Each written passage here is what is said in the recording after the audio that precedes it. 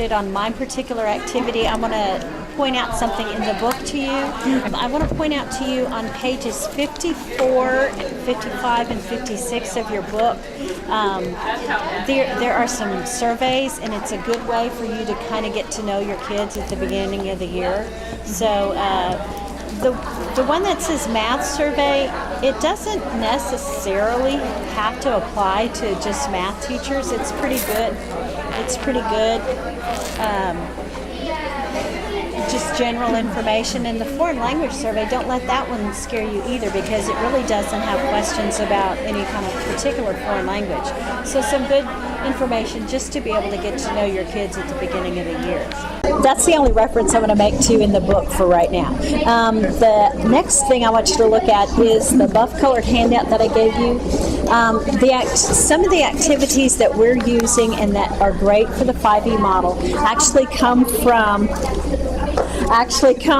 the C-Scope newsletters. Mel sends those out to us in our Friday follow-up. So there are some really good ideas. Both Beverly's and my activities are coming from the C-Scope newsletter. So if you turn to the second full page, it's the e-newsletter for 6 weeks, and I'm going to talk to you about the outside-in strategy.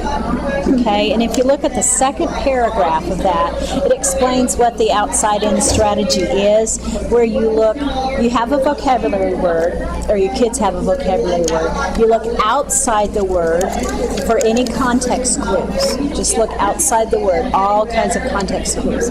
Then you look inside the word at the word parts, so the affixes and the root word, and then you put all of that together to try to figure out what the word means. Okay?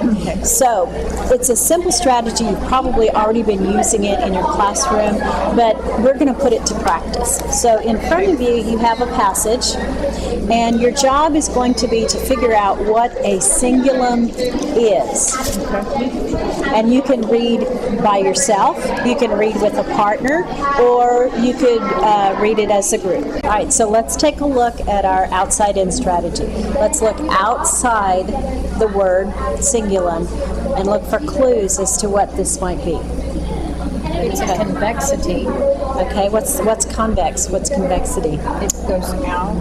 Okay, so concave is in. Concave is in, so it's something that goes out. Okay, what else? Appearance is comparable to a girdle. Okay.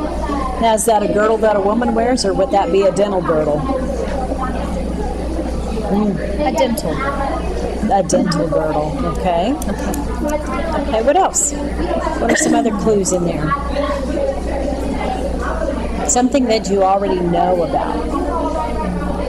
Inverted V-shaped ridge. Okay, so if V is this way, then if it's inverted, it's going to be this way, right? So a ridge that's this way.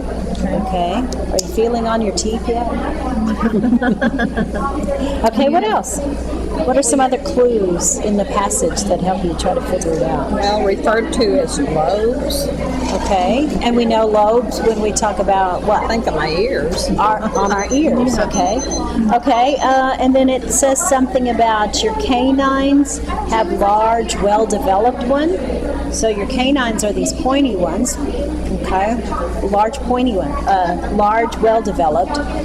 And the mandibular, that's mandible, right? So that's your jaw. They're smoother and rounded. Okay.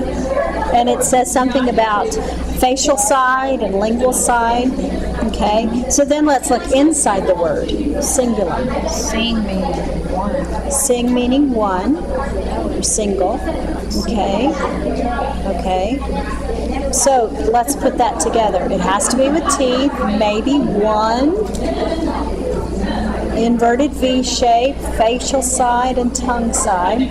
So what do you think they are? And it said in here the lower incisors, it's usually poorly developed.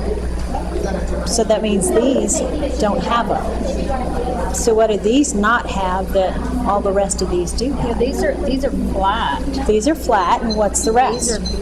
These are have a flat surface. rounder and don't they help you grind food better? And so cingulum, I think, would be the bump on your molars, the bumps on your molars and your When canine. kids are first getting their teeth, they have that. You know, these front ones, but for some reason they flatten out. You know when your kids' teeth first come in? So those are poorly developed. I don't know. All right, so anyway, that's using the outside in strategy. Can you think of a way that you could use this in your classroom for science? Absolutely. Vocabulary development. That is really good outside inside. I can't believe I never used that.